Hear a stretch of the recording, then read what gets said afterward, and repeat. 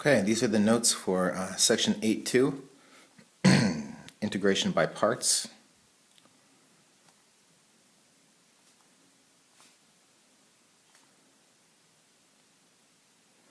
And in a very particular kind of way, this is like the product rule backwards.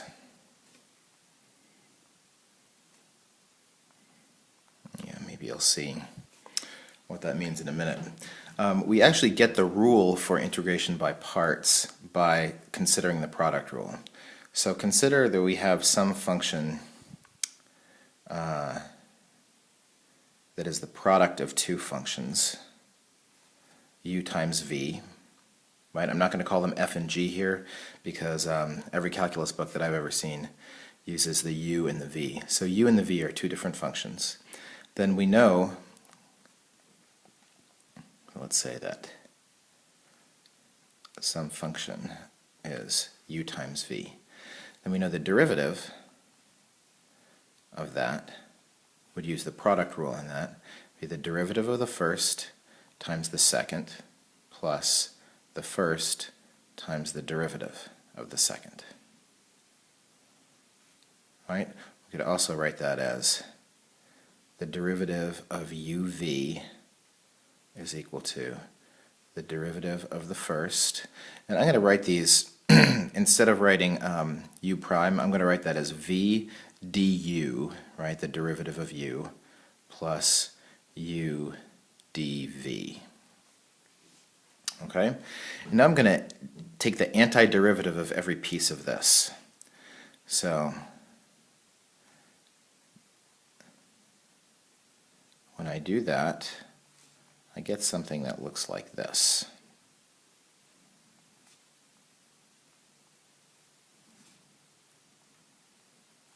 I'm just putting an integral sign in front of every piece. I'm integrating the entire expression here. Now this is the integral of a derivative.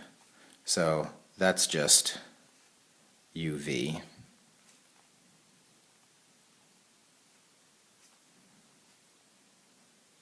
And then solving for this, it gets me this expression. The integral of u dv is equal to uv minus the integral v du. This is our rule for integration by parts. And you can see here it comes from the product rule. Okay, now how could this possibly help us? Well, it can help in situations with some integrals that we have not been able to do yet. So I'm going to give you a bunch of examples, and you can piece together how it works. And I'll give you some tips for picking the u and the v. It's kind of like doing a u and v substitution at the same time. What we're going to have to do is look at a problem and pick what do you want the u to be and what do you want the dv to be, and hope that using this rule we'll be able to rewrite it into something that we can actually do. I mean, that'll be easy enough, but this hopefully will turn into a better integral than what we started with. Okay? And there's some tricks to picking those successfully. So let's start with an example here. Let's try to find the antiderivative of x sine x dx. And you can see it's a product. So you could think about doing a u substitution here, but there's nothing that would work. If you made u equal to sine x, well, the derivative of that is cosine x, and I don't have a cosine here, so a u substitution won't work. So what we're going to do is I'm going to try this technique, and since we're starting with this side, you get to pick the u and the dv, and then from that you're going to figure out what the du and the v will be. But these are the ones that you get to pick, right? We'll start by doing those. So I'm going to go ahead and pick for you. The u I'm going to let be x, and the dv I'm going to let be sine x dx. Whatever you pick the dv to be, that's where your dx goes with that. Okay, now that I've picked those two, what's the derivative of that? Well, if u is equal to x, du would just be equal to 1 dx. And if dv is equal to sine x dx, then the antiderivative of that, getting back to the v, it would have been negative cosine x. Okay, now using this formula here, I'm going to rewrite this. So my original integral is equal to u times v, which would be negative x cosine x, that's u times v, minus the integral of v du. It's minus cosine x, and then du is just dx. And you can see already here, although we got something that maybe looks more complicated than what we started with, this is an integral that we can do, right? The x that was in here went away, and now we have a problem that, although it's slightly more, I'm going to cancel these signs out, that's plus the integral sine x dx. And the antiderivative of cosine is just sine, plus sine x. And since there's no numbers here, that's just plus c. So we did it. We found an antiderivative that we couldn't have found before. And you might think to yourself, well, really, I could check my answer by finding the derivative of this and make sure that it matches up to the original problem. Like, does this really simplify? And it does, because of the product rule here. Something's going to cancel out, and I'll leave that for you to try. You might want to pause for a second, take the derivative of this using the product rule on this first part, and see that it actually does give you this. Okay, now, let me give you the tip for picking the u and the v. There's a little acronym, LIATE, or however you would like to say this, LIATE. And this tells you whatever you find first in this list, I'll tell you what they stand for in a second, should be your u, and then your dv should be whatever you find later in the list. And these stand for logarithmic functions. If you see a logarithmic function, that should be your u. The I is inverse trig, cosine inverse, sine inverse, tangent inverse. The A is algebraic functions. In other words, something like x squared or x or something like that. Just an x to some power, polynomial type thing. And the T is regular trig functions, sine or cosine. And the E is exponential functions, e to the something. So look through the list if you have two things, and the first thing that you find in the list, make that the u, and the second thing, make that the dv. And that will work, I think, almost all the time. So let me give you a couple examples, and we'll use this to guide us through. Well, let's try, here's a classic integration by parts problem. Let's try x times e to the x. Again, that's not going to work. We're using a regular u substitution because whatever you pick the u to be, things are not going to match up. So we'll try integration by parts. And I'll write up here in the corner, remember, our rule is the antiderivative of u dv is equal to uv minus the antiderivative of v du. That's our recipe. Now, what do I have here? I have here an algebraic function and an exponential function. So, which should be my u? Whatever comes first in the list, algebraic comes before exponential. So I'm going to use u is equal to x, similar to what we did last time. So that means the du will be just dx. And then the dv is whatever comes later in the list. That will be e to the x dx. Remember, the dx goes with the whatever you pick the dv to be. What's the antiderivative of e to the x? it's just e to the x. Okay, so let's see if that works for us now. So we can rewrite this now. This, our original problem, is equal to u times v, which is x times e to the x, minus the antiderivative of v du, e to the x dx. And the antiderivative of e to the x is just e to the x. And we put a plus c on there because we didn't have any numbers. So there you go. It worked. And again, you can try that and see how it simplifies to this because of the product rule. Here's another example. We know what the derivatives of the inverse trig functions are, but we don't know what their antiderivatives are. So let's see if we can figure out what is the antiderivative of sine inverse of x dx. Your first thought might be, well, hey, there's only one thing here, right? There's only this. But if you think of this, the dx, it's kind of like 1 dx, right? And 1, although it's a very, very simple one, 1 is actually an algebraic function, right? It's like 1x to the 0.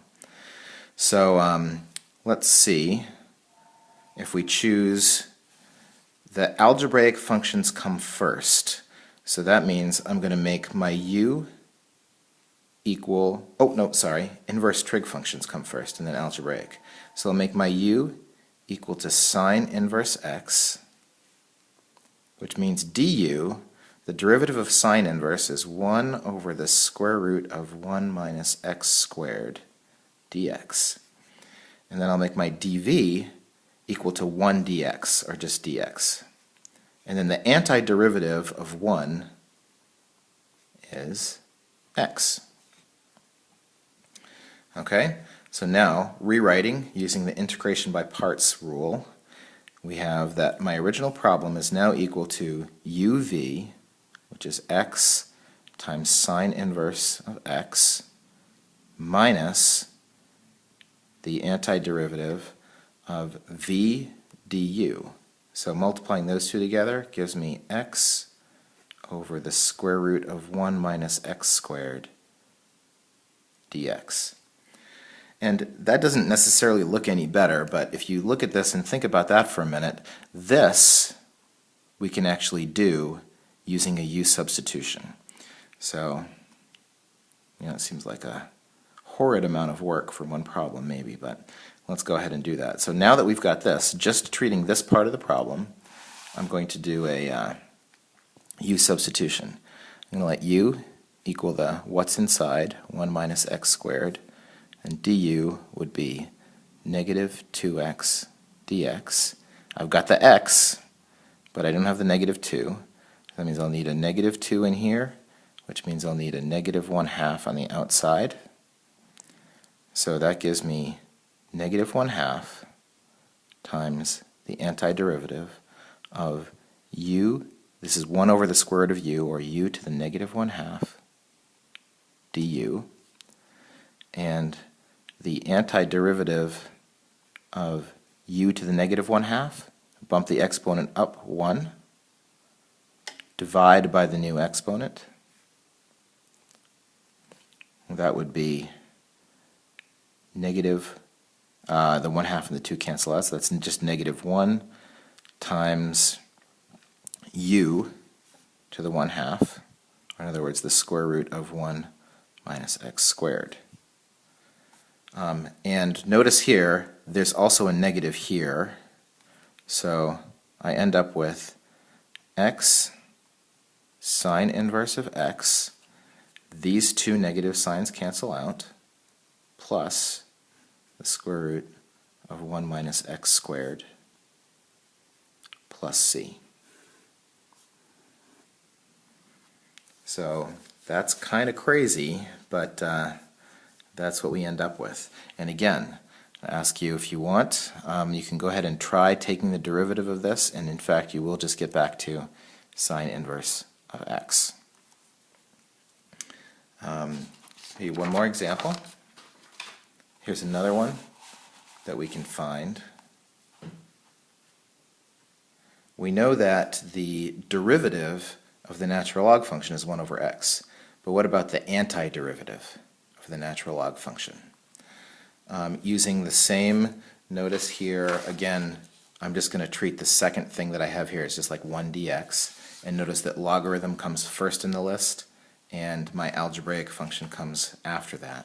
So I'm going to let u be equal to natural log x, which means du would be 1 over x dx.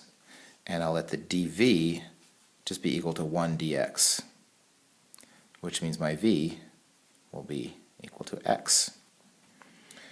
Now my problem becomes uv, x natural log x, minus the antiderivative of v du. And notice when you multiply v times du, you've got an x times a 1 over x. Those cancel out, and you just get the antiderivative of 1 dx. And the antiderivative of 1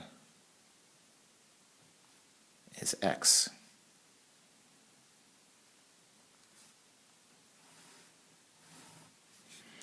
So it turns out the antiderivative of the natural log function is x times the natural log function minus x plus c. And I'll just do this one quickly for you. You can check by finding the derivative here. The derivative of this, the derivative of the first is 1 times the second plus the first times the derivative of the second. And then the derivative of that is 1. Derivative of the c goes away. And there's your x over x, the 1 minus 1, those cancel out, and sure enough you get natural log x. It checks out. And you can kind of see here how that product rule backwards thing is happening. Something's canceling out there. Okay, one more quick thing.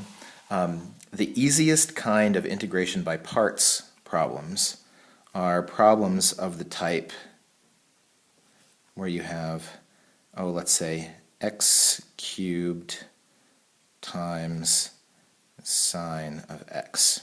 You can use a trick here called tabular integration. It only works when you have an algebraic function times either trig or exponential, right? It works when you have algebraic function, x to some power, times trig or exponential, e to the something. Let me show you how that works. You make a table like this. You put x cubed here, sine x here. On this side, we're going to take our derivatives, and on this side, we're going to take antiderivatives.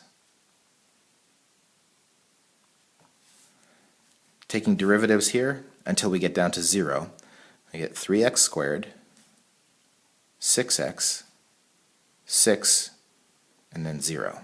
When you get down to 0, you know you can stop. And since this is always going to be an algebraic function here, you know you're always going to be able to get down to 0. On this side, we take antiderivatives. Got to be careful here. The antiderivative of sine is negative cosine. The antiderivative of negative cosine is negative sine. The antiderivative of negative sine is positive cosine, and the antiderivative of positive cosine is positive sine. And then we make a little, this is our table. We draw arrows like this. These go together. And the signs alternate. First one positive, second one negative, positive, negative. And then we just put these pieces together. So the first term of the antiderivative of this is x cubed times negative cosine x. That's negative x cubed cosine x. The second term, I've got two negatives so they cancel out, is 3x squared times sine x. Next one, all positive, plus 6x cosine x, and then minus 6 sine x plus c. So it turns out the antiderivative of this has a whole bunch of pieces, but believe it or not, when you go through and take the derivative of this with all of the product rule, product rule, product rule, everything's going to cancel out except for one x cubed sine x term. So to do this without this tabular integration trick, you'd have to use integration by parts 1, 2, 3, 4 times, and that's not fun to do. So this is definitely, this little trick is the way to go. Sometimes you have to be careful if there's a number in here, like if it's sine 2x, then every time you take the antiderivative, because of the u substitution involved, you don't have to write it out, but a 1/2 pops out each time. And it's a common mistake to mess that up. So we'll see some examples like that in class. So that is integration by parts.